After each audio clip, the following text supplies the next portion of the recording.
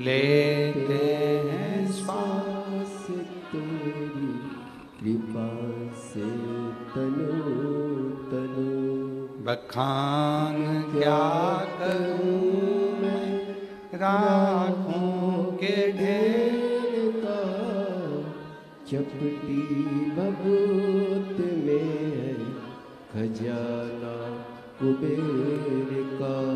हे गंगाधार मुक्ति द्वार ओंकार तू भोले ओंकार तू आयो शक्ति हारी शंभु तार तार तू। जो काशी के रहने वाले हैं, आप सभी श्रोता भाई बहन, इन नवरत्नों से भी प्रबल आप हैं, जिनको सावन के महीने में बाबा की वाराणसी की इस पवित्र भूमि पर, ये पवित्र कुबरेश्वर धाम से आई शिव महापुराण की कथा श्रवण करने का सौभाग्य मिला। और सभी आस्था चैनल के, फेसबुक, यूट्यूब के, सोशल मीडिया के श्रोता भाई बहन जो पवित्र कथा का लाभ ले रहे हैं। बहुत छोटा सा जीवन है अपना, और इतने छोटे से जीवन में ना जाने कितनों से बैर भी हो जाता है, और इतने छोटे से जीवन में ना जाने कितनों से प्यार भी हो जाता है। इस छोटे से जीवन में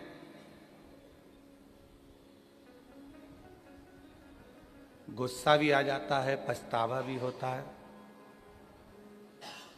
शिकायत भी होती है और चिंता भी होती है। पर किन से शिकायत करें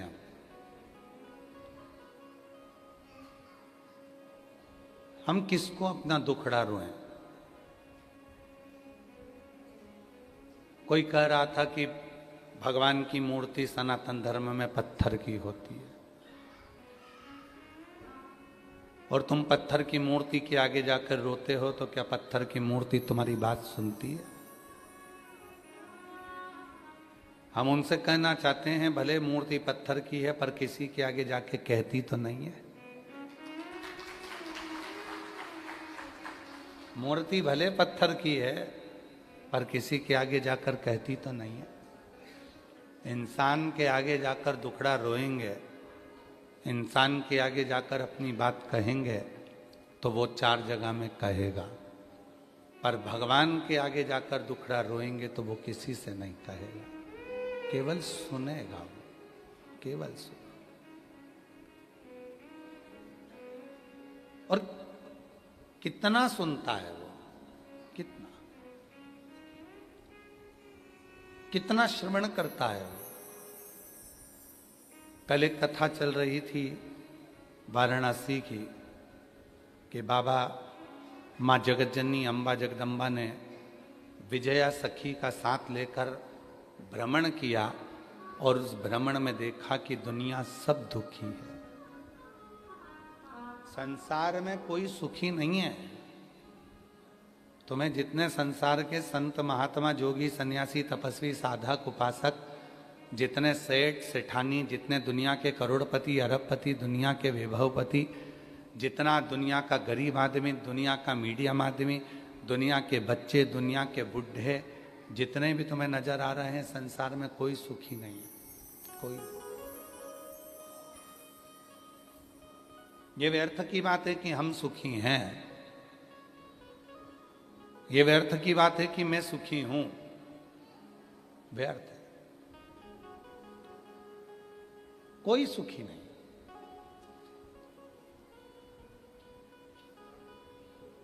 कितना दर्द छुपा है ये मानव शरीर में, ये मानव ही जान सकता है, कोई दूसरा इसको महसूस नहीं कर सकता,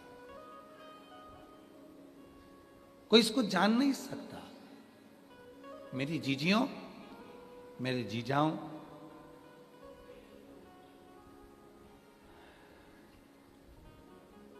एक बहू रोज भोजन में दाल बनाती थी, रोज दाल बनाती, रोज रोज दाल बनाती। रोज रोज दाल बनाती, प्रतिदिन दाल बनाती। तो एक दिन दाल ने ही उससे कह दिया, क्यों रीजी जी, एक बात बता, तेरे घर के लोगों का स्वास्थ्य खराब है, तुझे उनकी चिंता है इसलिए तू रोज बनाती है, या तेरी शादी हो गई इनसे बदला लेने के लिए बनाती है? तो दाल रोज क्यों बनाती है? किस लिए? जब इतनी सारी सब्जियां हैं तो रोज रोज दाल बनाने की जरूरत क्या है? कभी कभी हम भी हमारे घर में कह देते हैं कि भाई रोज प्रतिदिन तुम दाल बनाते हो, तो क्या बात क्या है, कोई तुम्हारी डिमांड हो तो बताओ कि भाई दाल ही दाल बन रही, क्या बदला ले रहे हो? कौन संसार का एक मनुष्य ढूंढकर बता दो जो पृथ्वी पर जन्म लेने के बाद दुखी ना हो? और मनुष्य को जाने दो, भगवान को भी लेकर आ जाओ। वकील साहब, परमात्मा को भी अगर पृथ्वी पर जन्म लिया है तो उनको भी दुख ने घेर लिया। राम जी अगर पृथ्वी पर आए तो उनको भी दुख ने घेरा, 14 वर्ष के लिए वनवास गए। केवल यहीं दुख समाप्त नहीं हुआ, सीता जी की अग्नि परीक्षा हो गई, माता जानकी अयोध्या आ गई और वापिस उनको आक्षेप लगाकर फिर उनको भेज दिया गया। वन में ऋषि के घर में उनके बच्चे का जन्म हुआ, खुद की धर्म पत्नी खुद के सामने पृथ्वी में समा गई। जरा विचार करिएगा कि कितना दर्द मनुष्य के देह में होता है जिसको सहना पड़ता है। जाने दो, भगवान कृष्ण को भी पृथ्वी पर आना पड़ा, कितना दर्द सहना पड़ा। कारागार में जन्म लेते हैं, रातों रात निकलकर यमुना के पार होकर अपने बाबा के पास पहुंचते हैं। नंद बाबा के घर में आराम से 6-7 वर्ष की आयु तक निवास करते हैं और वहाँ से फिर भागना पड़ता है, जाना पड़ता है, तो मथुरा पहुँच जाते हैं। मथुरा में भी लोग नहीं छोड़ते तो द्वारका चले जाते हैं, गालियाँ देते हैं, अपशब्द कहते हैं तो द्वारका का निवास कर लेते हैं। और द्वारका में भी सुख कहाँ था, आखिरी में वो द्वारका में रहने वाले भी सब पानी में डूब जाते हैं और भगवान के चरण में बाण लग जाता है और भगवान गोलोक धाम चले जाते हैं। दुख कहाँ नहीं। मानव का जो देह मिला है, मानव का जो शरीर मिला है, ये ऐसे थोड़ी ना मिल गया। और इस मानव देह में शिव महापुराण की कथा में तुमरुका जी चंचुला देवी से कहते हैं कि चंचुला, यदि मानव का शरीर मिल जाए और उस मानव शरीर में भगवान शंकर का कोई गुणगान करने का मौका मिल जाए तो समझ लेना कि तुम्हारे पूर्व के सारे कर्म कट रहे हैं और तुम्हारा जीवन अब आने वाला समय तुम्हारा श्रेष्ठ बनता चला। बोल बम का नारा है, वो जीवन का एक लक्ष्य बन जाए। और कोई पिछले जन्म के अच्छे कर्म मुझे बाबा तेरा साथ मिला, कोई पिछले जन्म के अच्छे कर्म मुझे बाबा तेरा साथ मिला। जहाँ सारी दुनिया झुकती है, जहाँ सारी दुनिया झुकती है, मुझे वो आली दरबार मिला, दरबार मिला। कोई पिछले पिछले जन्म के अच्छे कर्म मुझे बाबा तेरा साथ मिला। कोई पूर्व का कर्म अच्छा था, वाराणसी में जन्म हो गया। कोई पूर्व का कर्म अच्छा था, जो आप और हम वाराणसी की इस पवित्र भूमि पर श्रावण महीने में शिव महापुराण की कथा श्रवण कर रहे हैं। कोई पूर्व का कर्म अच्छा था, जो बाबा ने अपने को कथा का एड्रेस भी बता दिया और अपन यहाँ बैठ भी गए और कथा सुनने का आनंद भी प्राप्त किया। कोई पूर्व, आप सबको मालूम है, एक बात बताएं, ये कुबेरेश्वर धाम से ये शिव पुराण जो चलती है ना, ये तिजोरी का वो खजाना है जो बिना दिए रहती नहीं है। जितने बैठे हो, आज की तारीख लिखना, महीना डालना और कथा के बीच में जब आप 5 बार श्री शिवाय नमस्तुभ्यम कहकर बाबा से कहते हो मेरा दुख काटो, उस स्तुति का स्मरण करना। 3 महीने के बाद आप हमें पत्र लिखकर भेजना कि मैंने कथा के पंडाल में जो मांगा था मुझे बाबा ने दिया कि नहीं दिया, रान किया कि नहीं। भाई बाबा जी बता रहे थे सतुआ बाबा जी की गौशाला पे कम से कम 30-40 ऑटो पहुंच गए। कथा कहाँ हो रही है? बाबा जी ने ऑटो वालों से कहा कि यहाँ नहीं हो रही है, फिर भी वो खड़े हैं। कल न कहीं महाराज निकलेंगे तो यहीं से कभी तो निकलेंगे, कभी तो निकलेंगे। अब उनको कौन समझाए कि ये कथा 80 की उम्र में हो रही है।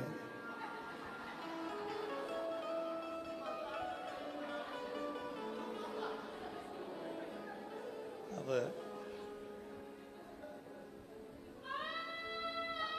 एक उम्र हो जाती है व्यक्ति की, बचपन, जवानी, अधेड़ी, बुढ़ापा, ये सब आता है और ये उम्र निकलती जाती है।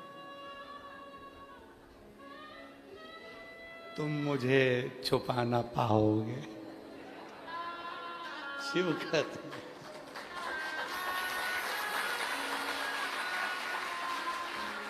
शिव कहते हैं कि कठिन है, बहुत कठिन।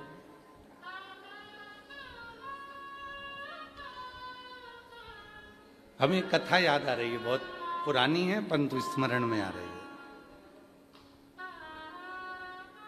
एक बहुत पुरानी कथा है, एक स्मरण में आ रही है। एक पत्नी का पति था, वो कभी भगवान का नाम ही नहीं लेता था। उसकी पत्नी बड़ी धर्मात्मा थी, बहुत भोजन कराती, भंडारा कराती, दान करती, पुण्य करती, सत्कर्म करती, पर पति मना भी नहीं करता कि तू जो कर रही है कर। वो करने में मना नहीं करता, पर वो नाम नहीं लेता, भगवान का नाम लेता है, लेता है। कभी जिंदगी में उसके मुख से विश्वनाथ जी का नाम निकला ही नहीं, कभी जीवन। बहुत पुरानी कथा है, आज स्मरण में आई तो आप लोगों को सुना। एक दिन उसकी पत्नी चिढ़ गई, कभी तो मुंह से विश्वनाथ का नाम ले लिया करो, हर हर महादेव कह दिया करो, जय भोलेनाथ कह दिया करो, बोल बम बोल दिया करो। पति कहता चुप रहे, तेरे को मैंने रोका क्या, तू अपना काम कर, मैं नहीं बोलूंगा, मारते मार जाऊंगा पर मुंह से नाम नहीं लूंगा।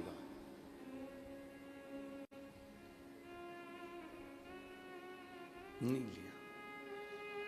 एक दिन पति सो रहा था और स्वप्न में उसके मुख से हार हार महादेव निकल गया, हर हर महादेव निकल गया, मुख से निकला।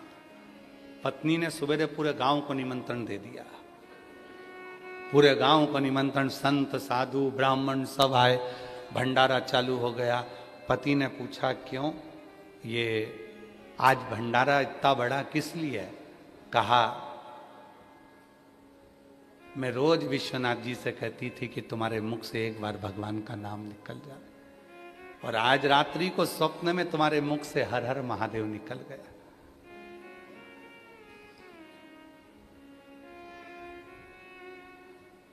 सही में? हाँ। पति ने सुना, चक्कर खा के नीचे गिर गया। पत्नी ने पूछा हुआ क्या? पति कहता है जिस शिव को इतने दिनों से दिल में बिठा कर रखा था, आज वो बाहर निकल गया, आज वो बाहर निकल। जिसको अपने भीतर छुपा कर रखा था, जिसको अपने दिल में बिठा कर रखा था, वो शिव आज बाहर निकल गया। इसलिए अब इस प्राण को रखने से कोई मतलब नहीं है, और पति ने अपने प्राण छोड़ दिए। शिव मंदिर में नहीं रहता, शिव शिवालय में नहीं है, शिव तुम्हारे दिल में है, शिव तुम्हारे मन में है। कितनी खोजबीज करते करते करते करते, अभी कल तो थोड़े थे, आज तुम कितनी खोजबीज करते करते, ना जाने दूरबीन लेकर आए थे, क्या करा था कि तुम लोग खोजबीज करते करते यहां तक पहुंच गए। तुम किसको खोज रहे हो? शिव महापुराण को। लोग शॉपिंग मॉल खोजते हैं, लोग पान की दुकान खोजते हैं, लोग बनारसी साड़ी की दुकान खोजते हैं, नाम लेकर पूछते हैं भैया इसकी दुकान कहाँ मिलेगी, खोजते खोजते जाते हैं। पर धन्य है रे वाराणसी वालों जो तुम महादेव की कथा खोजते हो, तुम शिव की कथा खोजते, धन्यता है।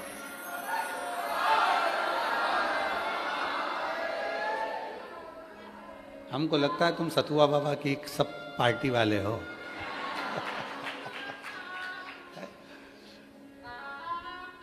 सब शिव की कथा ढूंढ रहे हो, खोज रहे हो।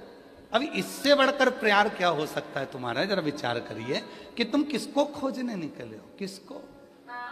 और कहीं तो मिलेगा भोला भंडारी, कहीं तो मिलेगा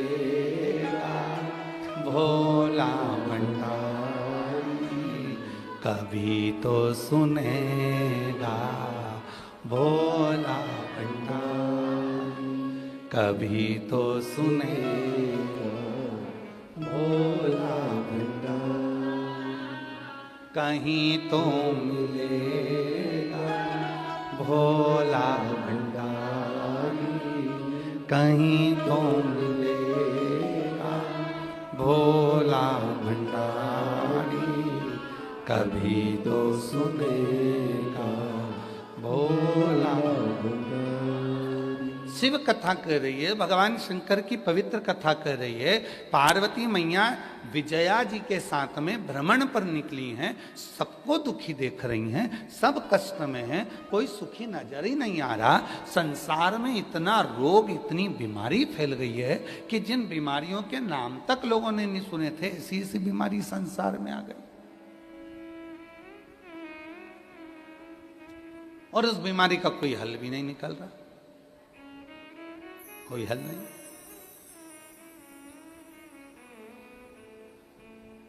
बाबा जी, एक कैंसर हॉस्पिटल में हम उनका बुलाना हुआ कि कैंसर के मरीजों से एक बार मिलना है। हम पहुंचे, देखा परिवार के लोग अटैचियों में पैसा लेकर खड़े थे और डॉक्टर के हाथ जोड़कर कह रहे थे कि इनको बचा लो। धन है पर समय नहीं है, धन है समय नहीं। हमने उस हॉस्पिटल के डीन को बोला कि भाई एक काम करो कि ये सब पैसा अपनी जगह काम करेगा, दवाई अपनी जगह काम करेगी, अब एक काम करो, इस हॉस्पिटल में चारों तरफ पंचाक्षर मंत्र नमः शिवाय या षडाक्षर मंत्र ओम नमः शिवाय या महामृत्युंजय मंत्र या श्री शिवाय नमस्तुभ्यम, इसके धीमी आवाज में चलने दो। मुझे विश्वास कहता है मेरा, दवा काम करेगी तो उसके साथ दुआ का होना जरूरी है, तो व्यक्ति ठीक होना पड़ेगा। दवा काम करेगी पर उसके साथ दुआ बहुत जरूरी है। 100 रुपए अगर कमाना तो उसमें से 1 रुपया अपने दोनों हाथों से धर्म में लगाना, तो वो 99 रुपए तुम अपने शरीर पर खर्च कर सकते हो, खर्च कर सकते हो। बाबा जी आप तो सीहोर आए हैं, चतुर्वेदी जी भी पहुंचे, बंसल जी भी पहुंचे, अंबाला वाले भी पहुंचे, आप सब गए हो सीहोर। सीहोर दुनिया के लोग कहते हैं बाबा बाबा बाबा, इतना बाबा के पास माल है, इतना बाबा के पास माल है। उनको कौन समझाए जब कुबेरेश्वर बाबा ही बाबा के साथ में है, जब कुबेर भंडारी ही साथ में है, तो माल की क्या कमी होगी, माल की क्या कमी होगी। पर एक बार मेरा निवेदन है, जितने लोग ऑनलाइन में 1 रुपया भी दान करते हैं, आप सबसे निवेदन है जो चवन्नी भी आप हमारे 1 रुपया भी अगर हमारी विठलेश सेवा समिति को दान करते हो, कुबेरेश्वर धाम को देते हो, पंडित प्रदीप मिश्रा को यदि चवन्नी भी देते हो, तो आपको एक बार जिंदगी में सीहोर में आकर देखना चाहिए कि तुम्हारा दिया गया वो 1 रुपया सीहोर वाले बाबा ने कहीं खुद के ऊपर तो खर्च नहीं कर दिया। आपको आकर देखना चाहिए कि वहाँ कितने हजार लोग भोजन कर रहे हैं, कितने लोगों का निःशुल्क वहाँ इलाज चल रहा है, कितने लोगों के लिए एम्बुलेंस चल रही है, कितने लोगों के लिए भंडारा चल रहा है, कितने लोगों की शिक्षा की व्यवस्था हो रही है, कितने लोगों की चिकित्सा की व्यवस्था हो रही है, कितने लोगों के ठहरने की व्यवस्था हो रही है, और कितने लोगों को जब उनके पास कुछ नहीं रहता तो उनका घर बनवाने कर उनके घर में अलमारी में कपड़े धर कर वापिस आने की व्यवस्था भी कुबेरेश्वर धाम परिवार है। उनको देखना चाहिए। जब खुद की तिजोरी है तो क्यों डरना? किस चीज के लिए डरना? किस चीज का विचार करना?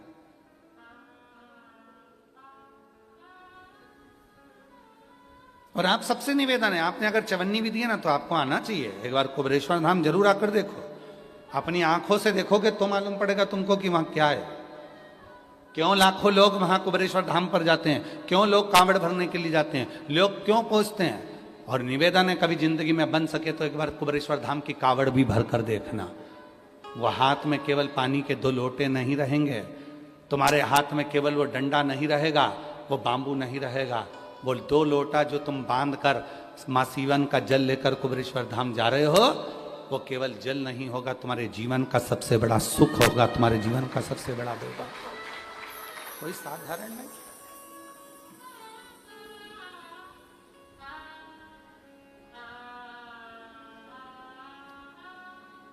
और तेरा ही दिया मैंने खाया पिया, तेरा शुक्रिया, तेरा शुक्रिया मुझे भोले बाबा बहुत दे दिया, तेरा शुक्रिया, तेरा शुक्रिया। तो विजया ने माता पार्वती जी के साथ देखा कि सब दुखी हैं, कोई सुखी नजर ही नहीं आ रहा। यहां तो सब दुखी हैं, सब।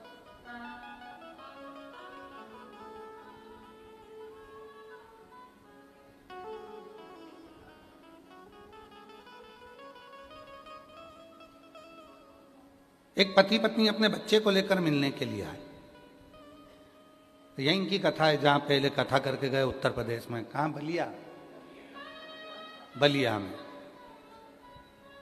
दया शंकर जी कथा कराए थे, तो वहीं पर बलिया में कथा में मिलने के लिए आ गए। वो दया शंकर जी मिलना, वो पति पत्नी के साथ एक बच्चा आया था।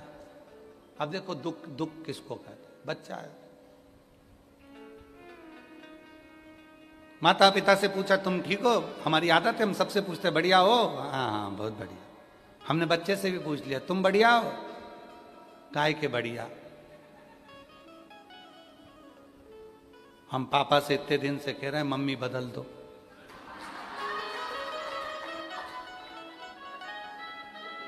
बाबा जी, बच्चा कह रहा है हम पापा से इतने दिन से कह रहे हैं मम्मी बदल दो।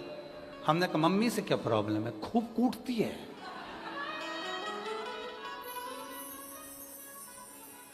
और पापा ऐसे हैं हमारे जो मम्मी भी नहीं बदल रहे।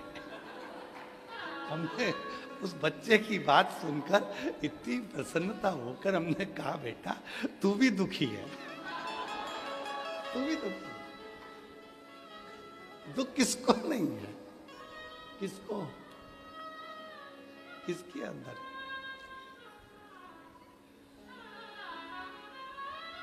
कहां दुख नहीं है? सब दुखी है। पार्वती जी ने देखा कि सब कुछ दुखी है। अब चिंता में पार्वती जी पड़ गए। चिंता। यहीं एक तरफ वरुणा है, एक तरफ असी है। यहीं असी नदी का तट था जहां मां पार्वती जी मौन होकर बैठ गई।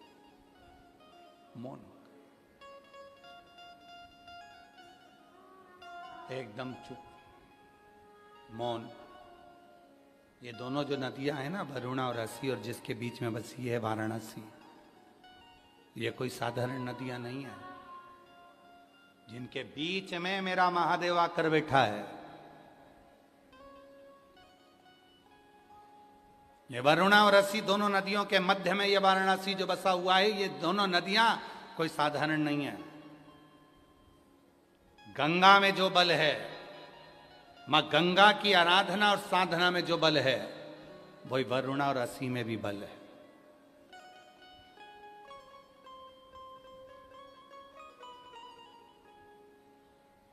दोनों में बल। आप लोगों के स्मरण में होगा,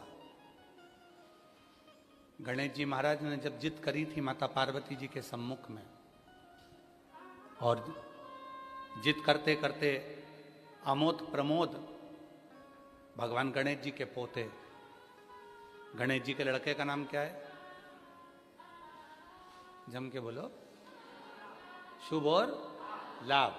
और गणेश जी के पोतों का नाम क्या है? अमोद और प्रमोद। गणेश जी के पोते का नाम। शिव जी के परपोतों का नाम है अमोद प्रमोद। दोनों अमोद और प्रमोद आकर खड़े हो गए थे, और जिनका तप बल अमोद और प्रमोद का इतना प्रबल हुआ था, उस तप बल के कारण ये वरुणा और असी का दोनों का प्रागट्यता मानी जाती है। ये कोई साधारण नहीं, अमोद और प्रमोद।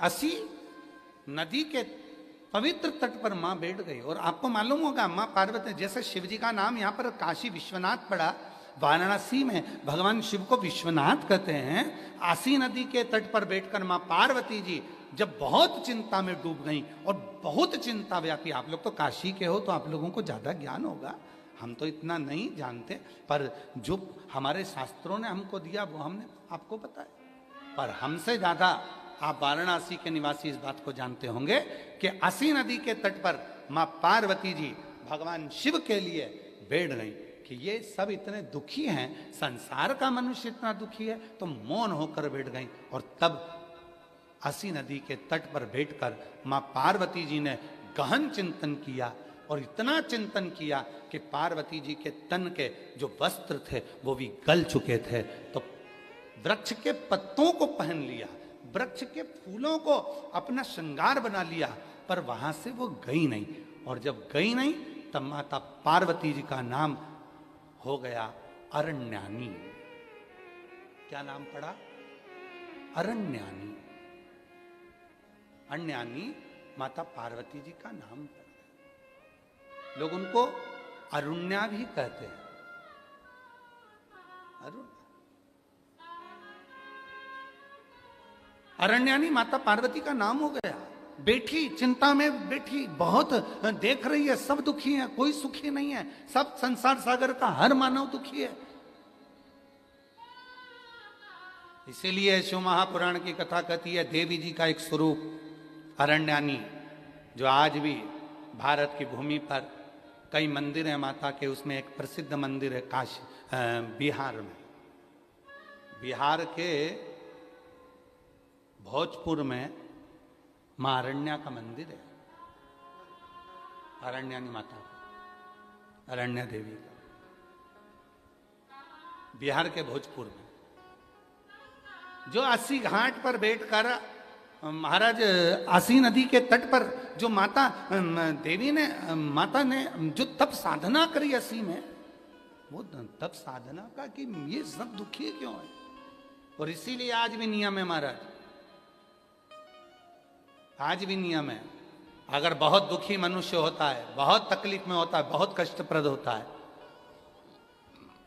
उसके दुख का जब कोई निवारण ही नहीं होता, कहीं कोर्ट का केस, कचहरी, थाना, पुलिस, डॉक्टर, कहीं एक्सीडेंट, कहीं फैक्ट्री चलती चलती बंद हो गई, व्यापार चलता चलता बेकार हो गया, हर तरह से जब वो हताश हो जाता है, तब अब आप लोग तो बिहार भोजपुर जाकर, बिहार के भोजपुर में अरण्या देवी का मंदिर है, और आप तो वहां नहीं जा सकते, तो उसके लिए 7 लाल पुष्प या एक ही पुष्प की 7 लाल पत्तियां 7 दुर्वा के साथ में 7 लाल अक्षत के साथ में यदि अरण्यानी देवी के नाम से यदि बेलपत्र के वृक्ष के नीचे समर्पित कर दिया जाता है तो वो अरण्यानी देवी तुम्हारे घर के जितने भी दुख होते हैं, चाहे कोर्ट से जुड़ा हो, पुलिस से जुड़ा हो, चाहे फैक्ट्री बंद हो रही हो, व्यापार बंद हो रहा हो, तो अरण्यानी देवी उसको संभाल लेती है और बल देकर उसको पुनः आगे बढ़ा देती है। वरुणा और असी जिसके बीच में बसी है वाराणसी, ये असी साधारण नहीं है, ये वरुणा साधारण नहीं है। आप लोग तो सब वाराणसी के निवासी हो, तो आप लोगों को ज्यादा ज्ञान होगा कि इन नदियों के तट पर बैठकर कितनी साधना हुई होगी। क्यों भगवान वाराणसी में आकर बस गए, क्यों भगवान ये 2 नदियों के मध्य में आकर बस गए, ऐसा क्या हुआ? वरुणा और असी ने ऐसा कौन सा पुण्य फल पाया था जो ये गंगा मैया उनसे मिलने के लिए आ गई? ये गंगा का संगम हो गया। गंगा तो काशी में थी ही नहीं, गंगा तो काशी में थी ही नहीं।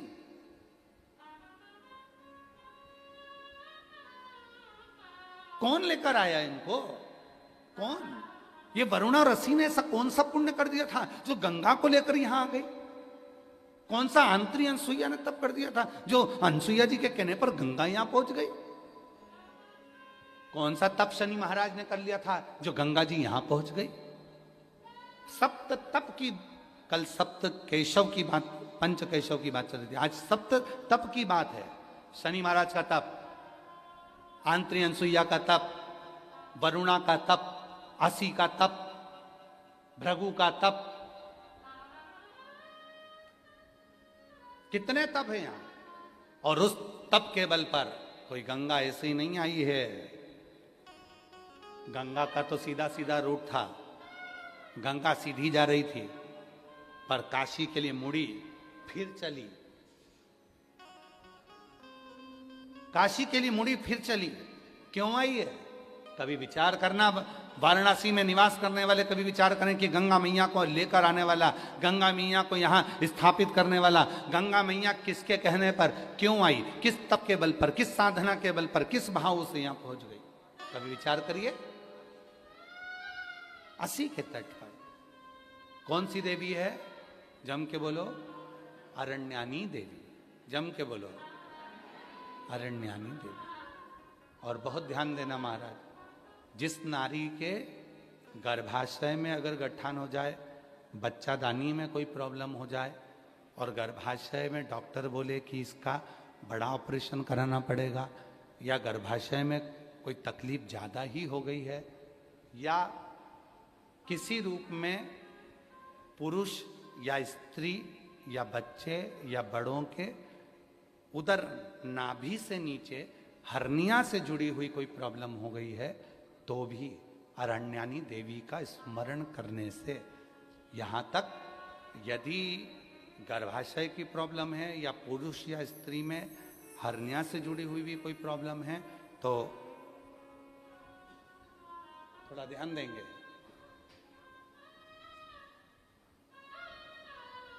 सात बेलपत्र इस तरह से लीजिए,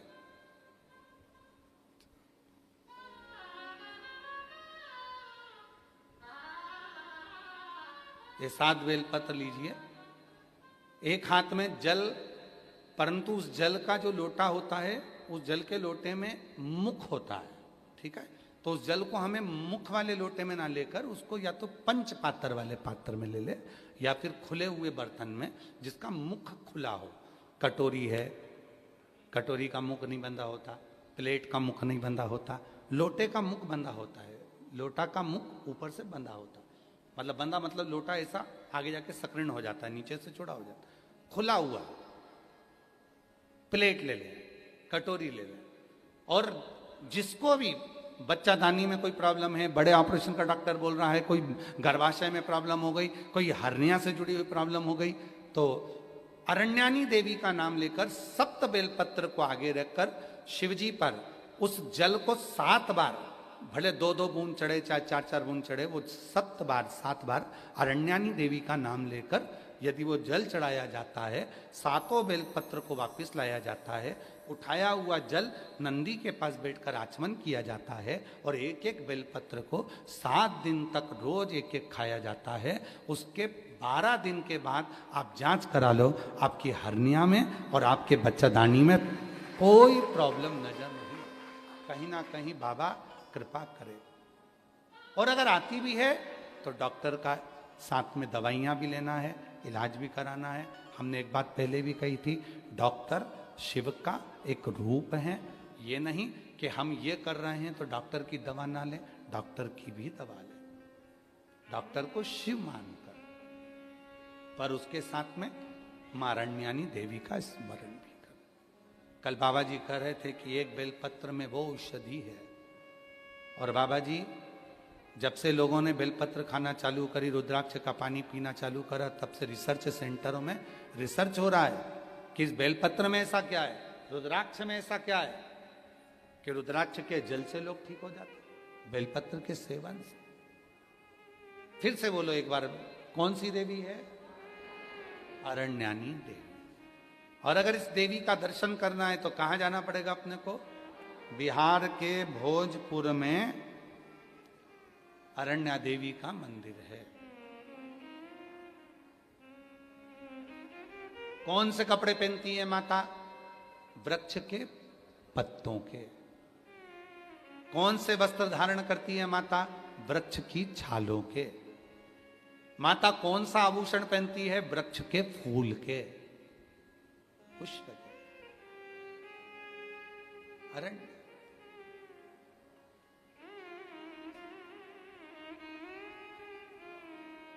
महाराज, हमारे सनातन धर्म में लोग, दुनिया के लोग भले हंसें, ताना कसें, पर हमारा सनातन धर्म इतना मजबूत है, उसकी पूजन पद्धति, उसके श्रृंगार एक ऊर्जा देते हैं। पहले के समय की जो स्त्रियां होती थी, नारियां होती थी, माताएं होती थी, वो अपने शीश में गजरा या फूल जरूर लगाती थी। साउथ में, वाराणसी में तो साउथ के लोग ज्यादा आते हैं, दक्षिण के, आप उनको भी देखिए, वो गजरा फूल लगाते। पहले की माताएं बालों में, केशों में गजरा फूल अवश्य लगाती थी। क्यों? 16 श्रृंगार में एक श्रृंगार है बेणी, गजरा। क्यों लगाया जाता है? कि नारी जब अपने केश में कोई पुष्प लगाती है, नारी जब अपने केश में कोई गजरा लगाती है, तो वो मां अरण्यानी को अपने मस्तक पर विराजमान कर कर रखती है, और उस नारी के गर्भ से जुड़ी हुई कोई परेशानी उसको होती नहीं है, कोई परेशानी। पर अब धीरे धीरे धीरे धीरे लोगों ने गजरा लगाना बंद करा, फूल लगाना बाणों में बंद करा। अब तो प्लास्टिक का फूल लगा लेती हैं, तो वो गजरा और फूल जो बंद हुआ, उसके कारण बस आज के ज़माने में आप देखो, प्रत्येक माताओं को अगर सूचना मिलेगी तो कहा इसको गर्भाशय में प्रॉब्लम है, इसको गर्भ में गठान हो गई, इसको बच्चादानी में यह हो गया, इसको रजो धर्म से जुड़ी प्रॉब्लम हो गई। पहले ये नहीं होता था। अरण्यानी देवी का स्मरण ही हमारे को सुख प्रदान कर देता।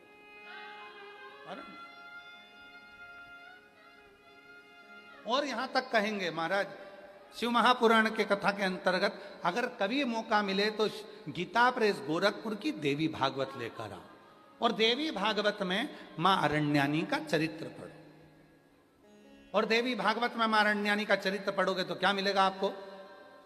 मां अरण्यानी के चरित्र में पढ़ेगा आपको, जिस नारी के रजो धर्म में तकलीफ होती है, रजस्वला होते समय जिस बेटी को, जिस नारी को, जिस बच्ची को पेट में दर्द होता है, और कहीं ना कहीं रजो धर्म रुक जाता है या रजो धर्म लगातार चालू रहता है, तो मां अरण्यानी देवी का मात्र नाम लेकर 3 बार आचमन करने पर ही 1 घंटे के अंदर उसको आराम लगना प्रारंभ हो जाता है। ये अरण्यानी देवी, ये अरण्यानी देवी।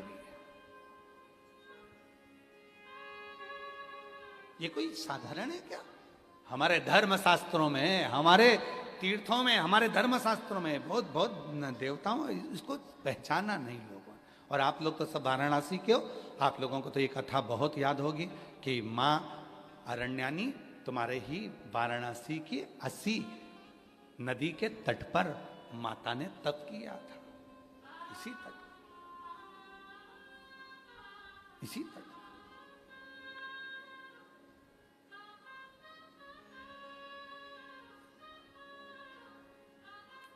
और शिव शंकर भोले भाले माँ गोरा के घर वाले, तुमको लाखों प्रणाम, तुमको लाखों प्रणाम, तुमको लाखों प्रणाम, तुमको लाखों प्रणाम। शिव शंकर भोले माँ गोरा के घर वाले, तुमको लाखों प्रणाम, तुमको लाखों प्रणाम, तुमको लाखों प्रणाम, तुमको अरण्यानी देवी। एक बार वापिस बोलेंगे सभी, जितने आस्था चैनल पर सुन रहे हैं, जितने फेसबुक यूट्यूब पर सुन रहे हैं, जितने सोशल मीडिया पर सुन रहे हैं, और जितने काशी की इस पवित्र धरा पर इस भवन में बैठकर सुन रहे हैं, वो कौन सी देवी है जो व्यक्ति के उदर से जुड़े हुए उसके नारी के एक एक रोग को समाप्त कर देती है? उसका नाम है अरण्यानी देवी। अरे रोगों को समाप्त कर, रोग मिटा दे। अरे महाराज, आप बता सकते हो किसी को, भाई ये प्रॉब्लम है, आप अरण्यानी का नाम लो 3 बार आचमन को।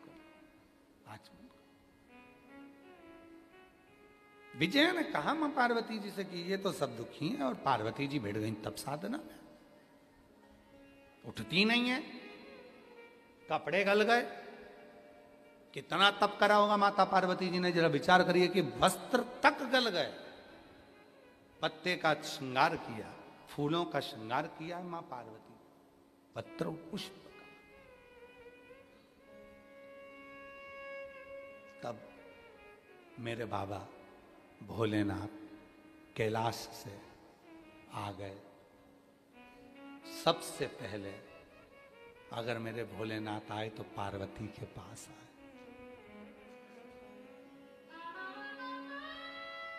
उठो पार्वती, उठो, चलो कैलाश। नहीं, मैं इनको दुखी नहीं देख सकती। दुनिया के लोग मुझे माँ कहते हैं, और माँ का मतलब आपको मालूम है? माँ का मतलब मालूम है आपको?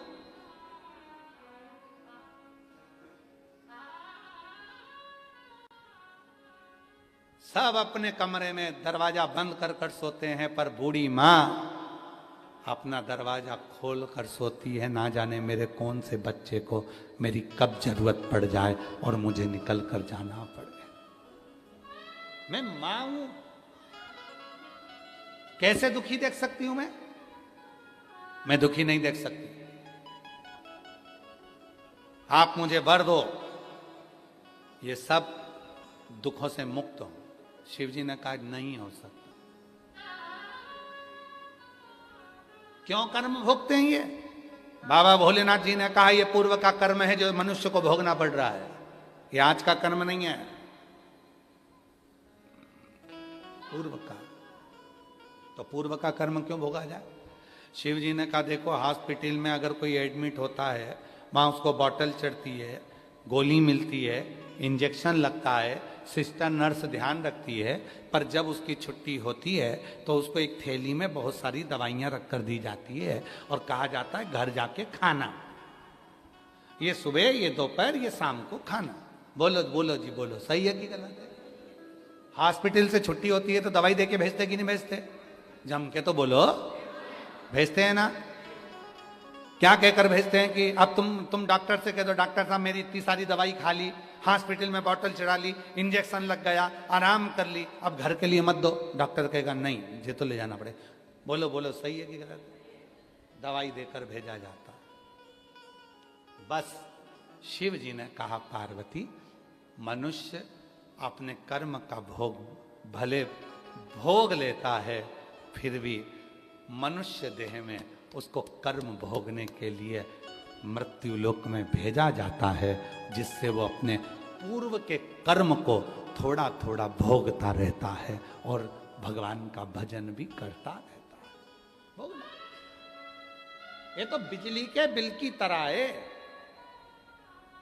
जून का बिजली का बिल कब भराता है? जम के बोलो, जुलाई में।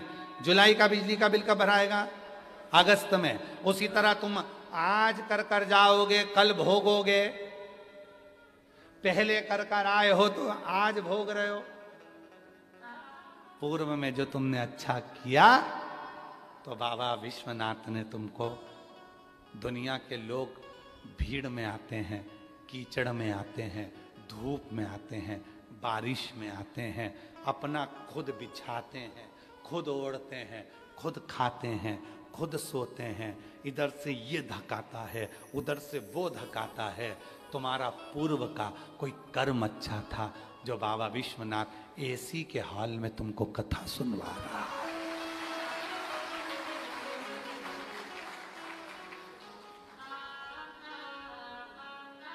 काहे सही है? ऐसी कहानी। मिंटू भैया यार, ना जाने कौन सा पुण्य करा होगा इन सब ने, सोचा भी नहीं होगा। और हम जजमानों का भी बोल रहे हैं, तुम नवरत्नों का भी तुमने भी नहीं सोचा होगा। तुम सीहोर में भी अभी कभी जजमान बने हो ना, तो तुम लोगों ने देखा होगा कितनी मशक्कत करना पड़ती है। भले जजमान होगे, तुम अपनी जगह पे होगे, पर कितनी मशक्कत कर कर अंदर घुसना पड़ता है। भले जजमान होंगे पर कितनी मशक्कत कर कर, पहले 50 बार लड़ना पड़ता है, झगड़ना पड़ता है जजमान को भी, तब जाकर अपनी जगह पे बैठना पड़ता है। और यहाँ तेरी कृपा का क्या है भरोसा, कब किस पर हो जाए जरा पर कर दो, जरा, जिस पर भी हो गई तेरी कृपा करुणा, वो भव पार हुआ, भव पापी हो चाहे जितना, उसका भी बाबा उद्धार हुआ। गिद्ध अजामिल गणिका जैसे तेरे मन को जरा सी हम पर कर दो, जरा सी हम पर कर दो। तेरी कृपा का क्या है भरोसा, कब किस पर हो जाए, जरा सी हम पर कर दो, जरा सी हम पर कर तो कोई तो पुण्य तुम्हारा होगा, तुमने कहीं ना कहीं तो कोई ना कोई पुण्य अच्छा करा होगा, जो तुम लोग इतनी भीड़ में नहीं, आराम से, कोई दरी साथ लेकर नहीं आए, गादी बिछी है, एकदम वाइट चद्दर, एकदम वाइट, और इतनी इतनी कूल कूल महसूस कर रहे हो तुम लोग, सिर पे पल्लू ले लेके एकदम मस्त, क्या कूल कूल।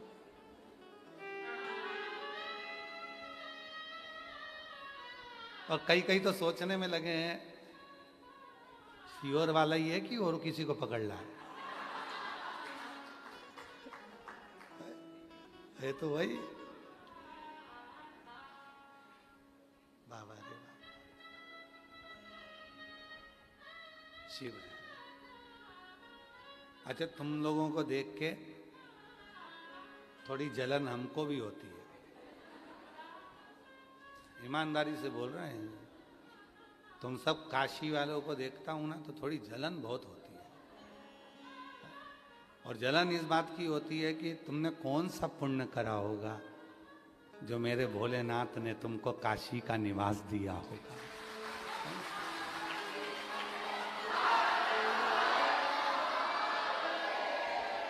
आज तो बाबा नहीं बोले, उससे पहले तुम बोल दिया। पक्के शिष्य पक्के है, कोई तो पुण्य तो इसको देख के जन्म, जिस भूमि पर आने के लिए देवता तरसते हो, होता। याद है आपको कि जब देवासुर संग्राम हुआ और उस देवासुर संग्राम में जब बुद्धि काम नहीं कर रही थी इंद्रदेव की, क्या करा जाए, क्या करा। देवासुर संग्राम में जब बुद्धि काम नहीं कर रही थी इंद्रदेव की, क्या करा जाए। ब्रह्मा जी के पास गए, कोई तरीका बताओ वृत्रासुर मर जाए। उसको मारने का एक ही तरीका है, एक बार तू काशी का भ्रमण कर कर आ जा। काशी तो काशी रही है, सतयुग में भी काशी थी, त्रेता में भी काशी थी, द्वापर में भी काशी थी, कलयुग में भी काशी है, और कलयुग चले जाएगा तो भी काशी रहेगी। काशी कभी नष्ट नहीं होती है। सतयुग में काशी त्रिशूल पर थी, काशी की आकृति त्रिशूल जैसी थी, इसीलिए कहा जाता है काशी को त्रिशूल पर बसी है। त्रेता में काशी सुदर्शन चक्र पर थी, इसलिए काशी का स्वरूप चक्र जैसा हो गया था। द्वापर में काशी रथ जैसी थी, इसलिए काशी को पृथ्वी कहा जाता है, रथ पर रथ जैसी आकृति। और कलयुग में काशी शंख जैसी है, और वो शंख साधारण नहीं है, जो भगवान नारायण के हाथ में है, ऐसी मेरी काशी है। सतयुग में त्रिशूल जैसी काशी थी, इसलिए कहा जाता था कि त्रिशूल पर काशी बसी हुई है। फिर त्रेता आया जिसमें काशी सुदर्शन चक्र पर है, चक्र जैसी हो गई। फिर काशी रथ जैसी द्वापर में हुई, रथ की आकृति की। फिर वही काशी शंख के स्वरूप में कलयुग में हो गई, और ये काशी कभी नष्ट नहीं होती है। जब देवासुर संग्राम हुआ, वृत्रासुर को मारने की बारी आई, इंद्र परास्त हो गए, परेशान हो गए, ब्रह्मा जी के पास गए, कहाँ जाऊं। तब ब्रह्मदेव ने कहा चले जाओ काशी में। काशी में जाऊंगा तो वहां से क्या प्राप्त कर कर लाऊंगा। तो क्या काशी की भूमि एक ऐसी भूमि है जहां पहुंचने के बाद वहां की रज जब शरीर में लगती है तो व्यक्ति विद्वान हो जाता है, और विद्वत्ता धारण कर कर वो उसे क्या करना है उसे मंजिल मिल जाती है। और क्या हुआ, इंद्र काशी में आए, इंद्र काशी में आए। आ जाने दे बाबा, आ जाने। इंद्र काशी में आए, और इंद्र काशी में जब आए तो काशी की रज को इंद्र ने अपने मस्तक से लगा दिया, काशी की रज को। क्या हुआ फिर, काशी की रज को जैसे ही मस्तक से लगाया, मस्तक से लगाते सही इंद्र को मालूम पड़ गया कि मुझे दधीचि ऋषि के यहां जाना है, उनकी अस्थियां मांगना है, उस अस्थियों से युद्ध लड़ना है, तो ये वृत्रासुर मर जाएगा। यहां आने के बाद, काशी की भूमि पर आने के बाद इंद्र को मालूम पड़ा कि इस भूमि में क्या है, यहां विद्वत्ता है, यहां ज्ञान है, यहां वो आनंद है कि एक साधारण से साधारण व्यक्ति भी आता है तो विद्वान होता चले जाता है। ये पत्र है, एक पत्र लिखा है, देखो, आशुतोष अग्रवाल।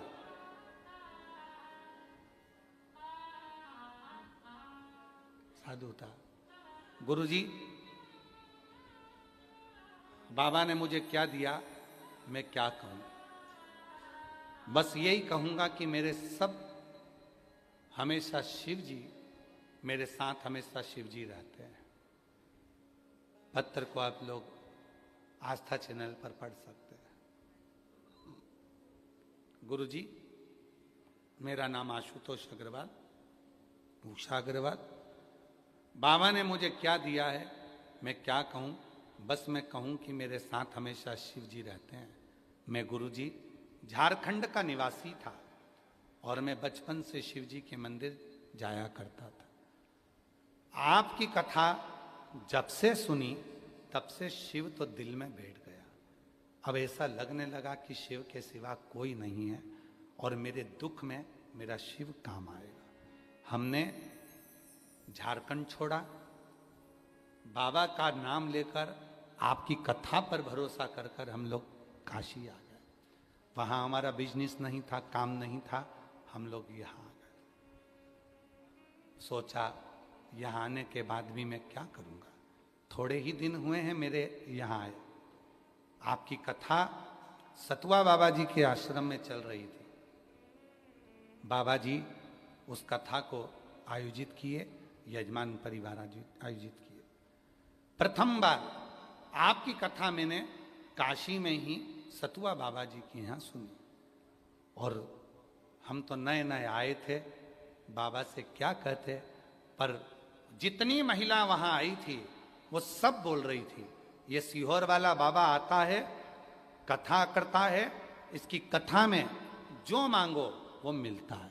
हमको तो आश्चर्य हुआ कि ऐसा होता है क्या, इतनी सारी कथा लोग करते हैं उनमें तो ऐसा नहीं होता, फिर सीहोर वाले बाबा की कथा में क्या होता है। फिर हमको विश्वास जागा, हम उसी सतुआ बाबा जी की कथा में बाबा से मांगे, हे मेरे भोलेनाथ कृपा करना, हम झारखंड छोड़कर यहाँ आ गए हैं, कृपा करना, हमारा घर भी हो, हमारा व्यापार भी हो, और जब तुम दूसरी बार आओ तो मैं यजमान भी बनूं, ऐसी कृपा करना। और बाबा ने सब कर दिया। अभी सतुआ बाबा जी की कथा को कितना समय हुआ होगा, है 2024 में हुई थी, और 26 में इनको यजमान भी बना दिया, और 26 में इनका घर भी बना दिया, और 26 में व्यापार भी बाबा ने करा दिया, और बाबा की कृपा से सब कुछ मिल गया। ये शिव है। उसमें चतुर्वेदी जी आपके लिए भी लिखा है कि हमने सोचा नहीं था, चतुर्वेदी जी ने हमको यजमान स्वयं, हम तो कहे ना, तो शिव जी ही अपने भक्तों को भेजता है, शिव की कृपा। बैठिए, आइए एक बेलपत्र ले जाओ, पत्र पड़ा है ना आपका, तो बेलपत्र ले। बाबा सतुआ बाबा जी की कथा को हमने बस विनती करी थी, और लोग कहते थे सीहोर वाला बाबा कथा करने आया है, जो मांगो वो मिलता है। हमने तो विश्वास करा, पहले हंसे फिर विश्वास करा, और आज बाबा ने मकान भी दिया, व्यापार भी दिया, और सब कुछ भंडार भर दिया, और यजमान भी बना दिया। ये शिव है।